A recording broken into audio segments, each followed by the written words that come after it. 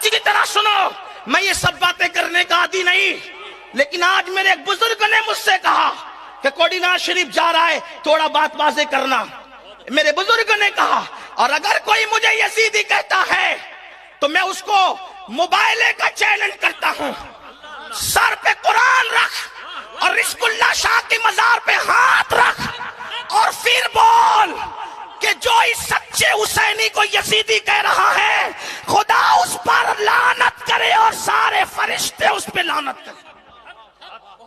کھڑے ہو، یہاں کے کھڑے ہے، کسی کے باپ نے ہمت ہوا مجھ سے بات کرے یہاں، جس نے پوری زندگی وقف کر دی نبی اور آل نبی کی خدمت کے لیے، جس کی تمنا یہ ہے کہ میں مروں تو ذکر اہل بیت کرتے مروں، جس کی وصیت یہ تمہاری خوشی کے لیے، جس کی وصیت یہ کہ میں مروں تو میرے کفن پہ لکھنا امام شافعی کے 4 مصرے، آل النبی ذریعتی وہم الی وسیلتی ارجو بہم آتا غدن بید الیمین صحیفتی۔ یہ 4 مصرے میں نے وصیت کر رکھی، اللہ کی قسم کہتا ہوں کہ مجھے اپنی تقریروں پہ ناز نہیں، میں کوئی سخندہ نہیں، مجھے نماز روزوں پہ ناز نہیں، مجھے ناز ہے تو شافعی کی طرح نسبت آل محمد پر ناز۔ اور میں کسی خوشی کے لیے نہیں کہتا کیونکہ تقریر میرا دھندا نہیں ہے، کیونکہ اس کو مت بلاؤ، میں نے کہا شوق سے نہ بلاؤ، مجھے کیا کمی ہے، میرے آقاؤں کی در سے میں نوازا گیا، نہ بلانے نہ بلاؤ۔ ویسے میرے پاس الحمدللہ بڑی بات نہیں کرتا، وقت ہی نہیں، مجھے گھر رہنے وقت نہیں ہے۔ میری چھوٹی بچی 3 سال کی ہے، اس کی ماں سے کہتی ہے ابا آ کر کے چلے جاتے، ہمیں ٹائم نہیں دیتے، میرے پاس کہاں وقت ہے، آپ کہتے نہ بلاؤ نہ بلاؤ۔ یہ مجھے حکم تھا میرے بزرگ کا، اس لیے میں نے کہا، جو میں نے تو تنزن کہا تھا لیکن اس کو میرے سر جڑا، میں کہتا ہوں آؤ اس پہ مباہلہ کرو، کون حسینی کون یزیدی اس پہ، حالانکہ میں الو چلو آلو چالو کے سامنے، پپو چپو کے سامنے تقریر نہیں کر رہا تھا، میں استاذ العلماء غزالی زمان، غزالی دورہ، علی کا بیٹا حضرت علامہ غلام غوث علوی کے سامنے تقریر کر رہا تھا۔ وہاں پر علماء مشائخ کم نہیں تھے، سادات کم نہیں تھے، تمہیں سمجھ آئی ان کو نہیں آئی، بلکہ حضور علوی صاحب سے میں نے کہا کہ آپ خطاب کرے گا، میرا پورا وقت میں تجھے دیتا ہوں۔ یہ موجود تھے، علامہ موجود تھے۔ مجھے یہ بھی پتا چلا کہ اس کا بہانہ لے کر لوگوں نے میرے نسب پہ بھی تان کیا، میں نسب پہ بھی، میں کبھی اپنے نسب کا اعلان نہیں کرتا، کہیں جاتا ہوں تو کبھی نہیں کرتا، کیونکہ میں ذات منوانے نہیں نکلا، میں اللہ کے دین کے نہیں نکلا ہوں، میں نہیں کرتا۔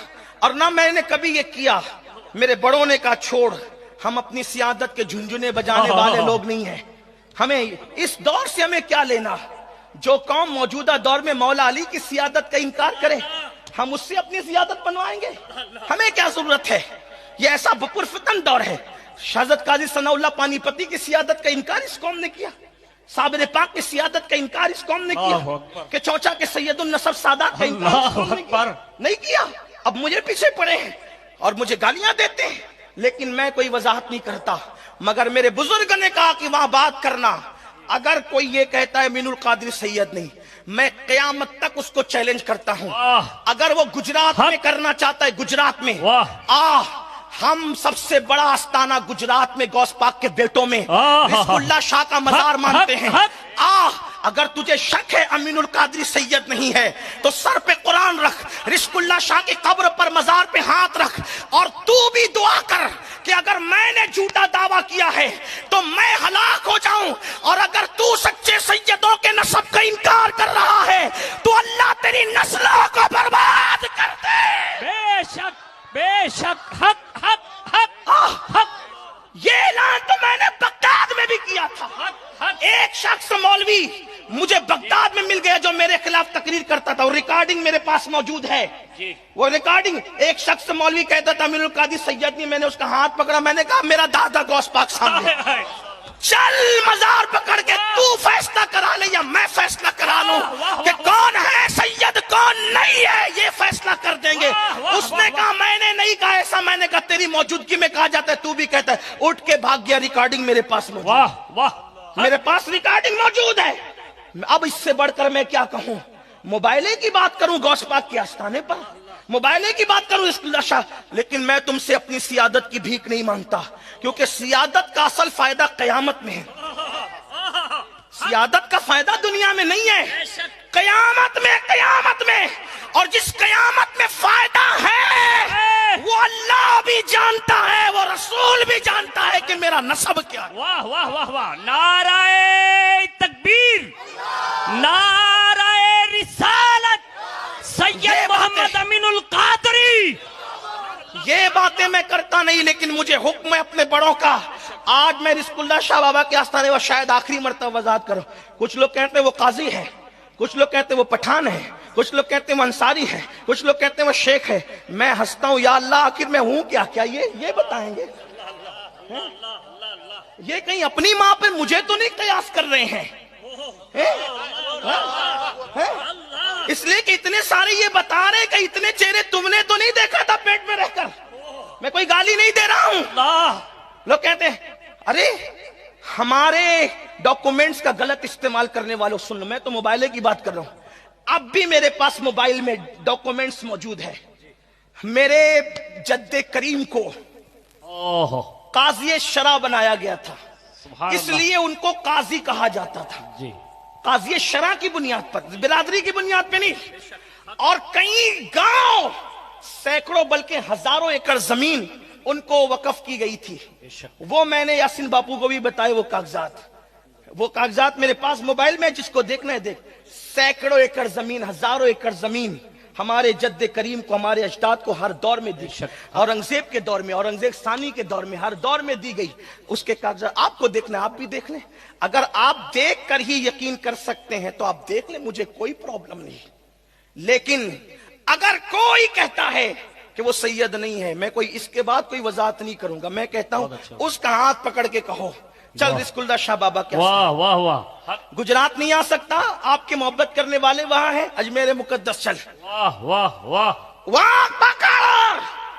یہ لاف غریب نواز، سر پہ قرآن رکھ۔ اگر ہم نے جھوٹی سیادت کا دعویٰ کیا ہے تو ہم پہ لعنت کر، ورنہ ہم تجھ پہ کریں گے، پھر دیکھنا اللہ لعنت کس پہ برسا۔ موبائل اگر یہ کہے کہ اجمیر شریف میں بھی تیری محبت،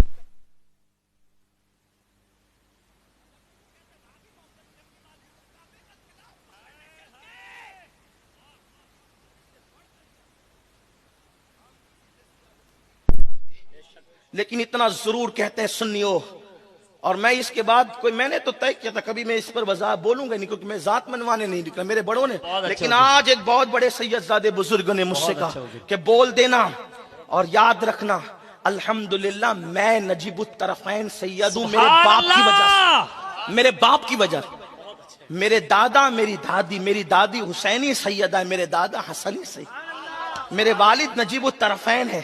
ہاں، لیکن جب تک انسان رکشہ چلاتا رہے، آٹو چلاتا رہے، گاڑی ڈھکیلتا رہے، تب تک اس کی سیادت پہ انگلی نہیں اٹھتی۔ لیکن جب اللہ اسے عزت دیتا ہے تو اس کو گھٹانے کے لیے اس طرح کی بات نہیں کرتا۔ اور وہ بھی مالیگاؤں کے وہ چند حاسدین، وہ حاسدین کے کہنے پر، مالیگاؤں کے وہ چند حاسدین جو مولا علی کو سید نہیں مانتے، ان کے کہنے پہ یہ میری سیادت کا انکار کرتے ہیں۔